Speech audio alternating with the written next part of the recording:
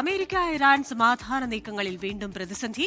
ഇടനിലക്കാർ വഴിയുള്ള ചർച്ചകൾ അവസാനിപ്പിക്കുന്നതായി ഇറാൻ അറിയിച്ചു. ലബനോനിലും ഗസയിലും ഇസ്രയേൽ ആക്രമണം തുടരുന്ന സാഹചര്യത്തിലാണ് തീരുമാനം. അമേരിക്കയുമായുള്ള കരാറിന് ലബനോനിൽ വെടിനിർത്തൽ അനിവാര്യമെന്ന് ഇറാൻ.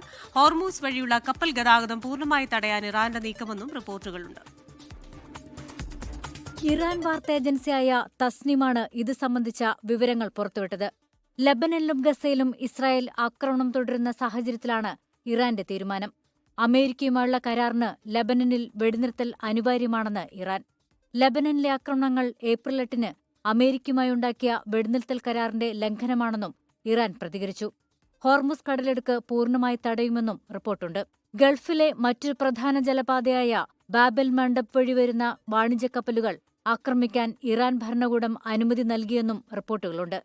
വെടിനിർത്തൽ ലംഘനത്തിന്റെ അനന്തരഫലങ്ങൾക്ക് അമേരിക്കയും ഇസ്രായേലും ഉത്തരവാദികളാണെന്ന് ഇറാൻ വിദേശകാര്യമന്ത്രി അബ്ബാസ് അരഗ്ചി എക്സിൽ കുറിച്ചു. ഇറാൻ-US സമാധാന കരാർ ഉടനുണ്ടാകുമെന്ന് പ്രതീക്ഷിച്ചിരിക്കുന്നതിനിടെയാണ് പശ്ചിമേഷ്യ വീണ്ടും സംഘർഷത്തിലേക്ക് നീങ്ങുന്നത്.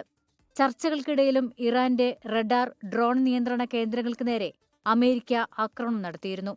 ആക്രമണത്തിന് മറുപടിയായി US വിമാനങ്ങൾ ഉപയോഗിച്ച വ്യോമതാവളം ആക്രമിച്ചെന്ന് IRGCയും വ്യക്തമാക്കിയിരുന്നു. International desk 24.